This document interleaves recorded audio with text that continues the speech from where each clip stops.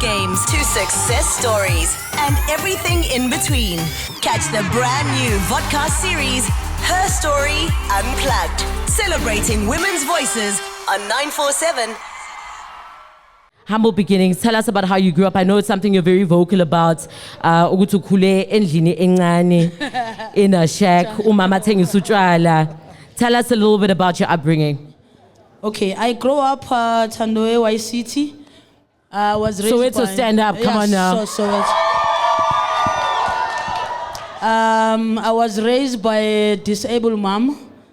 I think we were 18 in 3 rooms. We'll fight for spaces to sleep. But other than that, I think a great woman come out of that 3 room and 18 siblings. So at first we can say we complain because we grow up with challenges and really not understanding why our parents, they didn't stand up, to make our life, easier a little bit when we grow up. But more logo cooler, you decide, good, Mamela, you need to take the ownership. You need to stand up now. You need to, create your own. And if it's possible, you need to go back where you're coming from, Lautale corner, and help my mom. I've saw my mom how he raised us in that 3 room, in that CC 18 selling alcohol. So I felt good. I was gifted in it, it's something that God gave me. And it was good. I recognize it in an early stage. I'm good with this thing and I can take it very far. But unfortunately, I didn't know being a woman playing a sport, it was a challenge. Then my challenges started there. Yeah. But I think a lot of the times when people talk about women empowerment, and that's what the series is about, right? Women having conversations, but it's also with men. Yeah. And a lot of the time men feel like, I don't know, we're speaking negatively about them by empowering ourselves. However, your story shows that men did play a very important role in who Portia Modise is today. Yeah. I mean, uqala udlale nabafana. Not kanjalo, but ngicala ngidlala team challenge, street football. Uzongithola ukuthi bazongilanda ekhaya ama-gents, you say, Posh, let's go and play street football. And that time when you're a woman, you have chores. I need to clean the house, I needed to clean the bathrooms and whatever. But my friends, luckily I had nice friends, they didn't see me as a woman, they see the talent that I had.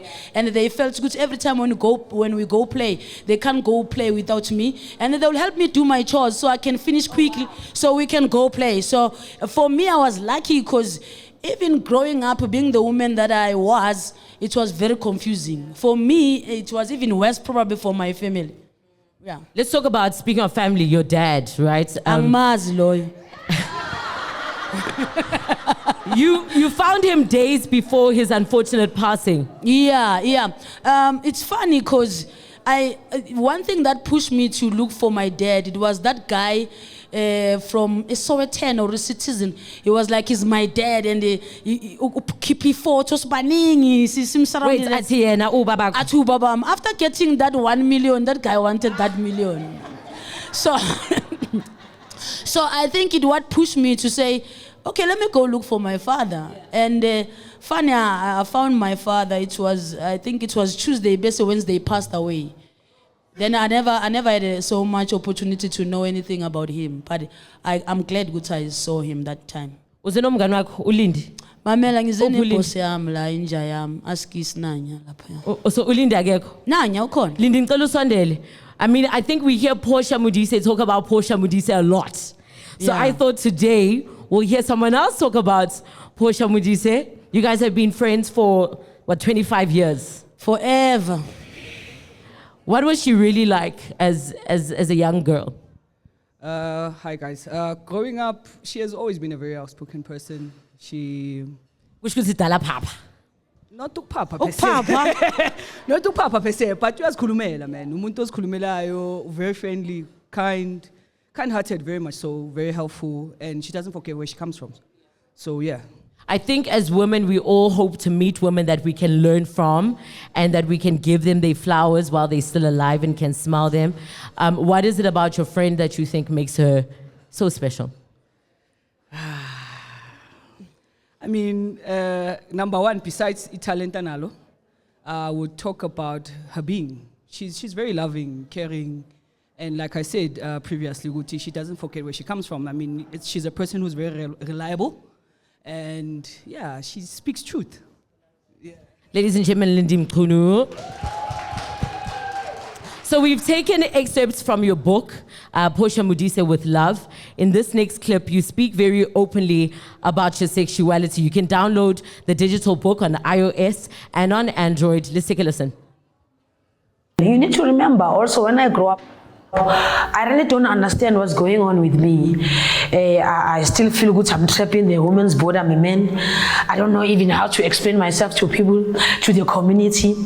You know, we grow up in front of people that some they do understand my situation as a gay woman. While as men, I don't understand myself. Some I grew up in front of families that they very cruel to people like us. They have opinions that they really break your spirit, you know. And that time you needed to be calm and try to really understand who you are. Try to find yourself, because at the end of the day, while you're getting insults, you still also have your family that doesn't understand you. While as people think, Gini maybe bag understand that Gin bag was who you are. Let me tell you, we're all confused when I grow up, because myself, I can't explain myself to my family.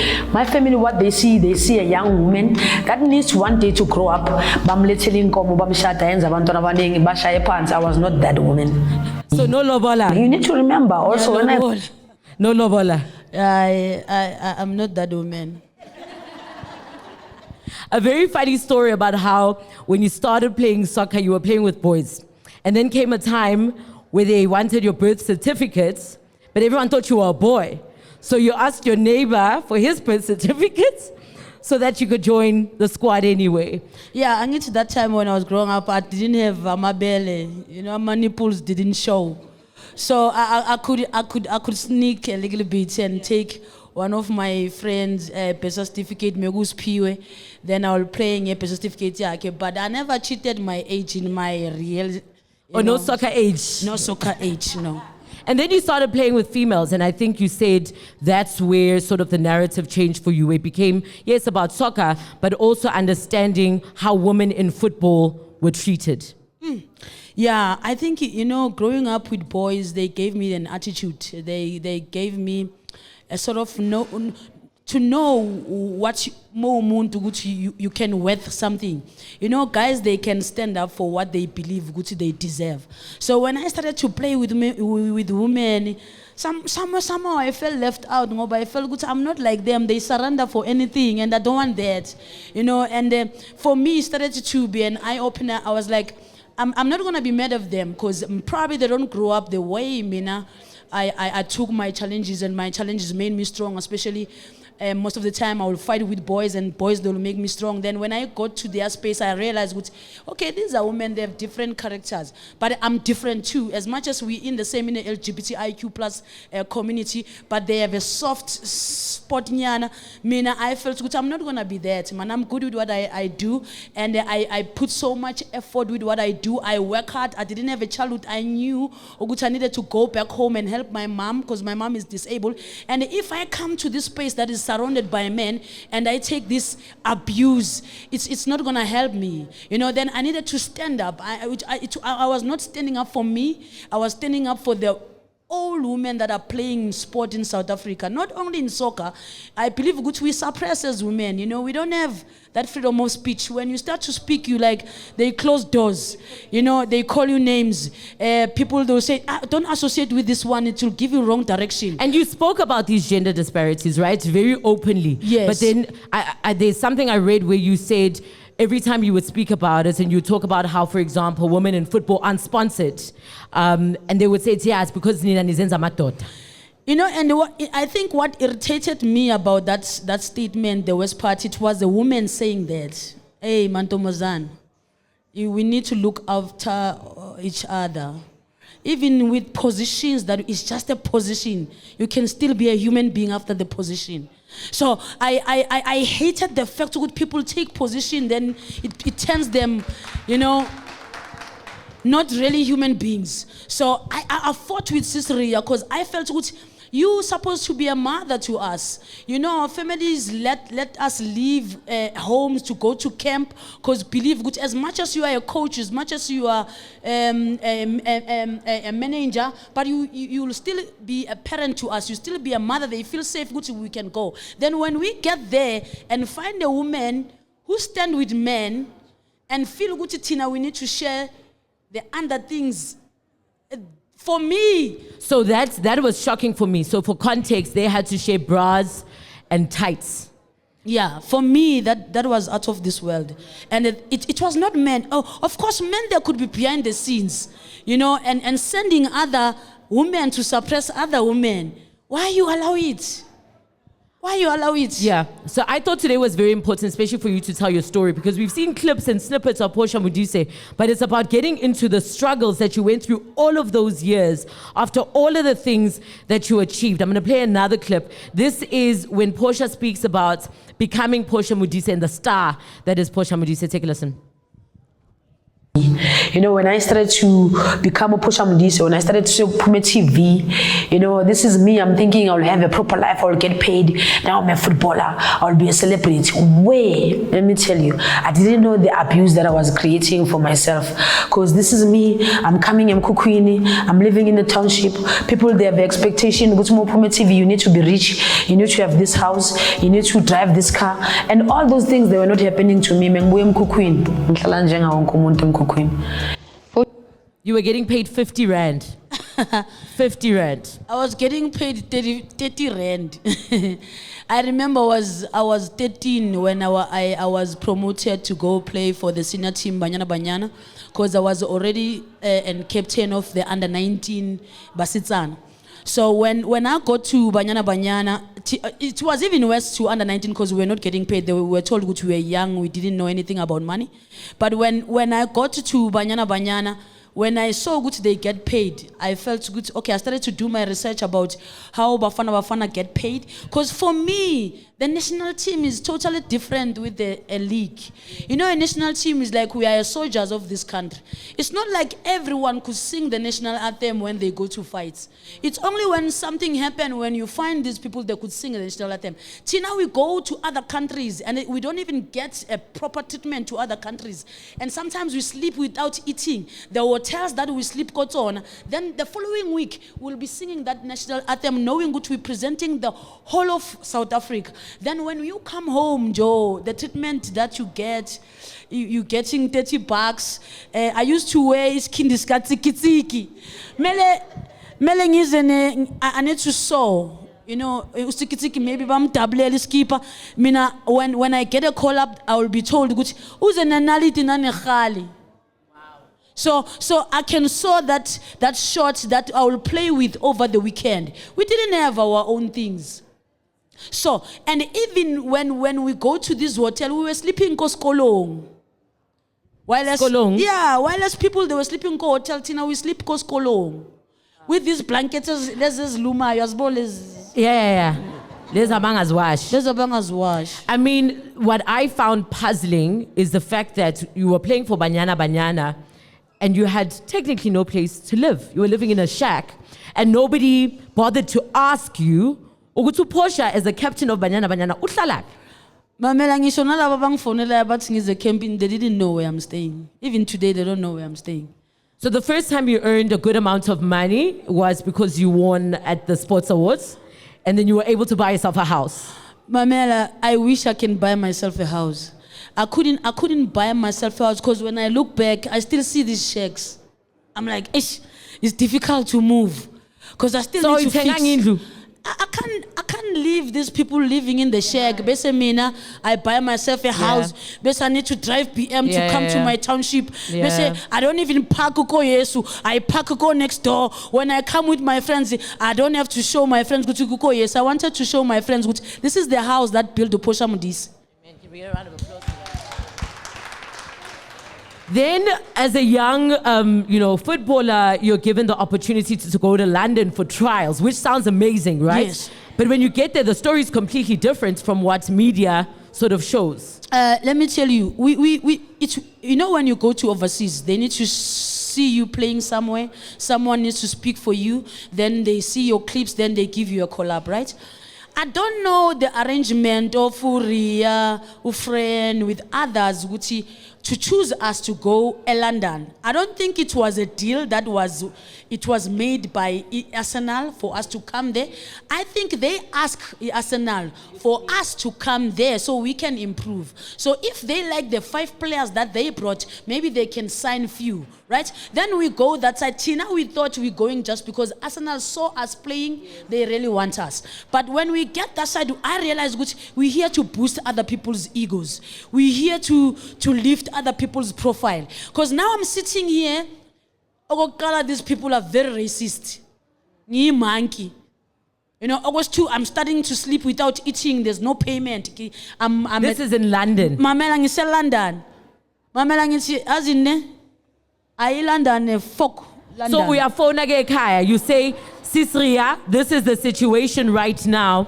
But you know, Sisi Begezela, be strong. Yeah, I'm calling. I'm like, guys, we drinking coffee with no sugar, manji. You know, Mati bags are running out. There's no food. They're saying, stay there. Things will get better. Kirwana, you're sitting with your kids. They're eating a proper meal. You know, you're seeing your kids every day. I mean, I don't see my parents, and you're telling me, I need to stay. I want to come home. I don't care in London right now. Can I come home? I'm still young. If I have to get another opportunity to go play overseas, I will. Than playing overseas in these conditions. So when I come back home, they started to say, hey, Portia Chonchile London.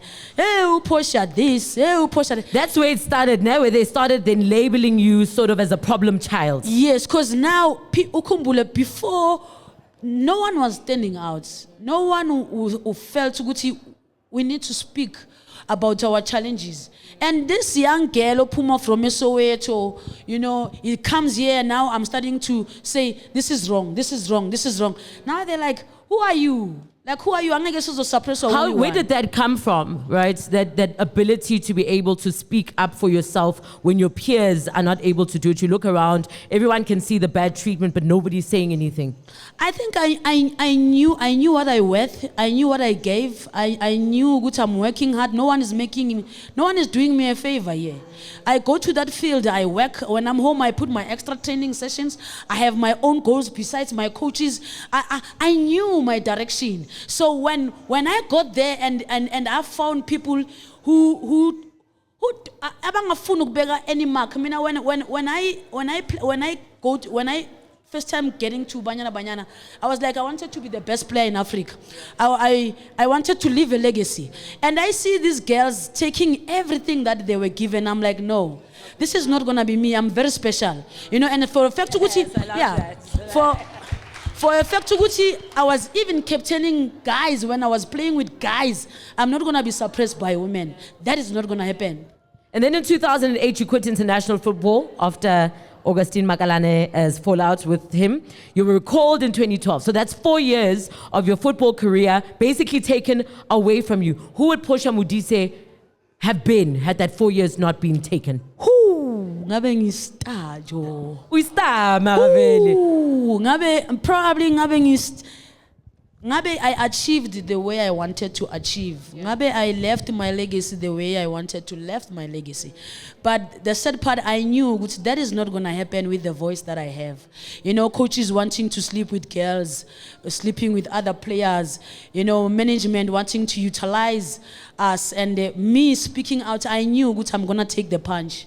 And I was ready to take the punch for others. But then you came back in 2012 Olympics London, scored the only goal that South Africa got at the Olympics. Was it the anger from that 4 years? 4 years ago, let me tell you, it was not the anger. In that 4 years, I did so much. I gave back. I gave hope. I created players in my township.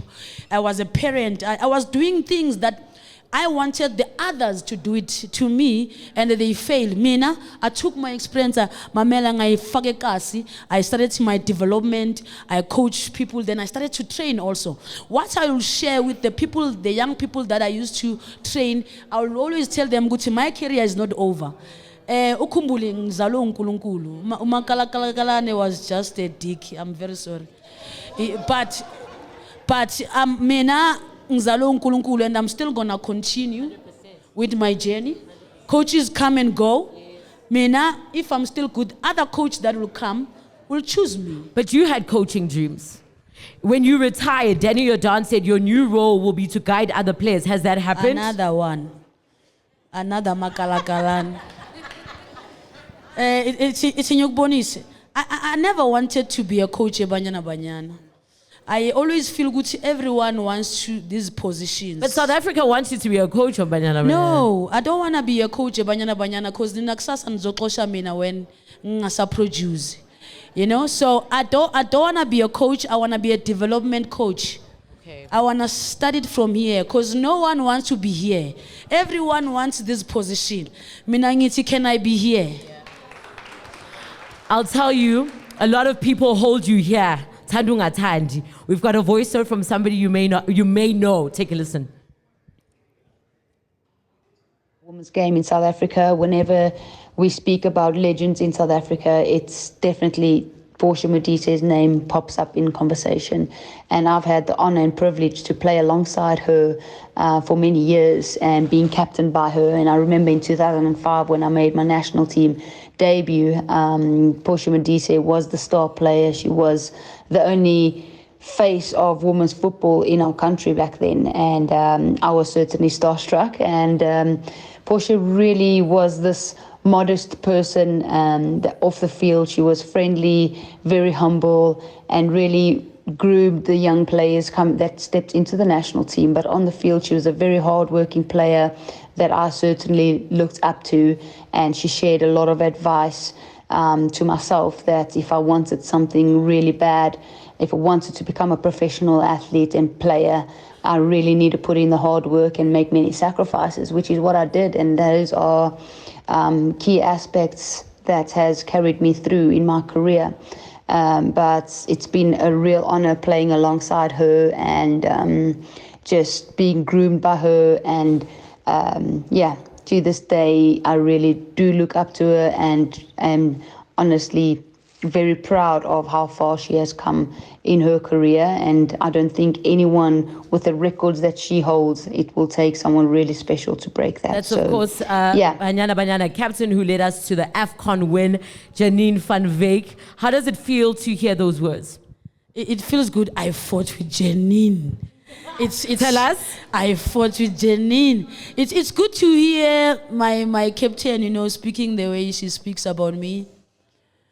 But we always had these hums of privileges. Sometimes they play a role. So unfortunately, it's sensitive to speak about it, but we have to sometimes speak about the color of our skin. The color of our skin, sometimes it suppresses us down. For a fact, to go to Janine Mzulu, he was there in 2005. I was there in 1993 until I decided to leave 2014. But the privileges that they had and the privileges that I had.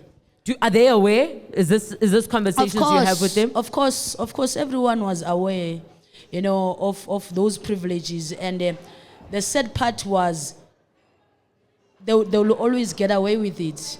And I will always be suppressed about it. So I'm glad to hear Janine speak about me like this, and I'm very grateful. But it shows what happened in the field, or whatever happened in the camp, it stayed there. But we still remember the good things that we did together, leading that national team as captain. So I'm very proud of. So all the clips that we played from your digital book, Portia Modise with Love, which everyone can download, were a year ago.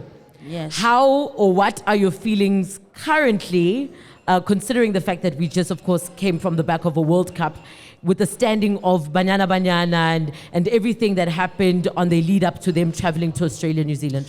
To tell you the honest truth, I still feel the same. I always say it's only now women's football is on the people's eyes. It's not like people they've been following women's football since.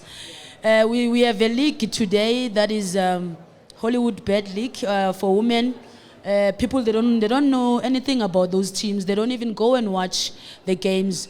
We still don't have a professional league. We still don't have development structures for women. So as much as our girls they can go to the World Cup, We used to do it with nothing, Joe. You know, there's one thing about women. You know, but ikaya elingenamfazi liyanetha. You know, liyanetha. So you need to know about one thing about women. Gucci, out of nothing will create something. Yeah. We have big hearts. Yeah. You know, and we know Gucci. Umhlaba right now is fave. Yeah. And we always want to prove the point Gucci Umhlaba's fave about our performances. You know, so we understood Gucci. We needed to fight. There's a rumor, and maybe you can tell me if this is true or not. But apparently, the flight for the girls in Australia, New Zealand, was booked before they played the Italy game. So they assumed Gucci angeke bawine, and that they won't make the top 16. I believe that because your president doesn't believe in women's football. For a fact, to go to these girls, they went to win the Africa Cup of Nations. These players, they come from 9 provinces, but it was only one province celebrating them. And when they started to speak for their money, you brought Brazil, you brought Australia, our country will keep quiet about their money. And by the time they needed to prepare to go to the World Cup, you bring Botswana. Botswana is not even playing the Africa Cup of Nations.